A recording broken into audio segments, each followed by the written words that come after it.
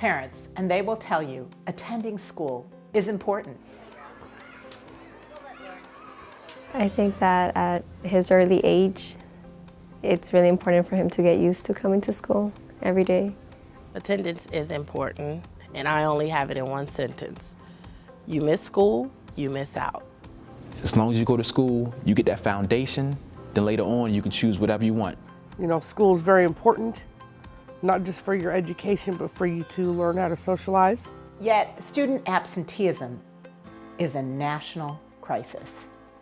Nationwide, 1 out of 10 students are chronically absent, meaning they miss 18 days or more over the course of an entire school year. I learned the importance of attendance when my son was in 2nd grade. I didn't know that by him missing 1 or 2 days out of the month, he was actually being chronically absent. You know, he was not reading a grade level, and his writing wasn't as great. So when I went to do a meeting with the teacher, and I asked her, you know, what's the reading level of my son? What's his writing level? And she told me that he was behind. It's normal for students to miss a few days of school. Kids do get sick, especially when they're younger. But if absences continually add up, even if it's only just 2 or 3 days each month, by the end of the school year, students can have missed so much instruction that they experience difficulty learning to read, mastering important math concepts, passing courses, and ultimately graduating from high school. Many times when we talk to the families, they're just not aware about the importance of being in school every single day. They may feel that, you know, missing a school day here or there, it's okay because of family issues and other commitments that they have.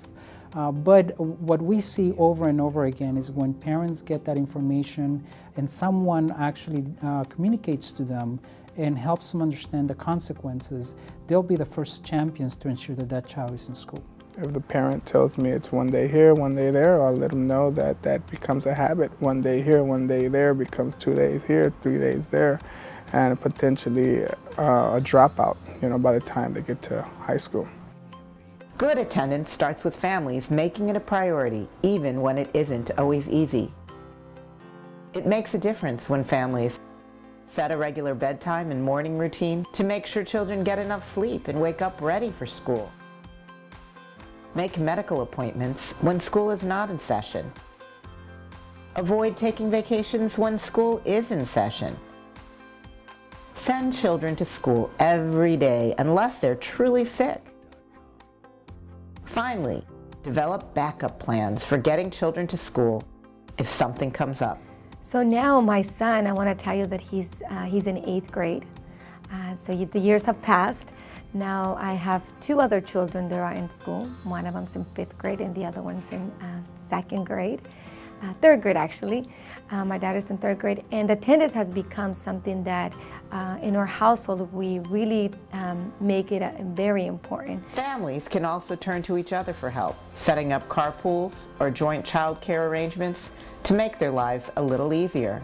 As a parent myself, I know how much I value being able to turn to friends and family for help. I think parents can help each other in a lot of ways, and I think that part of that is the school figuring out exactly what the issue is and why their child's not coming, and then creating a connection for parents to say, oh, you live in the same area, maybe you can contact this parent, or let me put you in touch with this parent to see if you can pick up, you know, a child, or if they can help take your child home in the afternoon, whatever the issue is.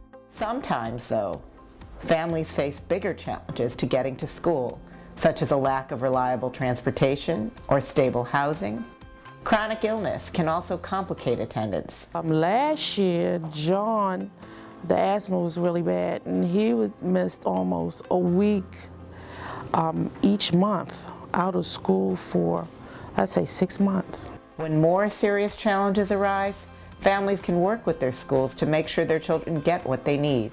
In Baltimore, for instance, John's asthma-related absences subsided when his school opened a full-service health clinic. If your school doesn't have a school nurse and your child has a chronic condition, you could advocate for your child as well as the other children in the school. I would suggest that you have a conversation with the principal and kind of asking the principal what the protocols are if your child, should have an asthma attack during school time. If there are things that are problems that prevent them from coming to school that we cannot help if they don't let us know, just letting parents know that it's okay, that that times are hard and obviously situations arise, and we will do what we can as a school to try to support. Parents can make a real difference in solving the problem of too many absences. We need to work together in our homes, in our schools, in our communities.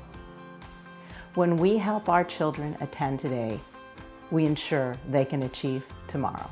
So parents, get your kids to school. They have to come every day. It's so fun, and the teachers love them, and they don't fall off track when they're here every day. So I feel that would be my bit of advice for parents.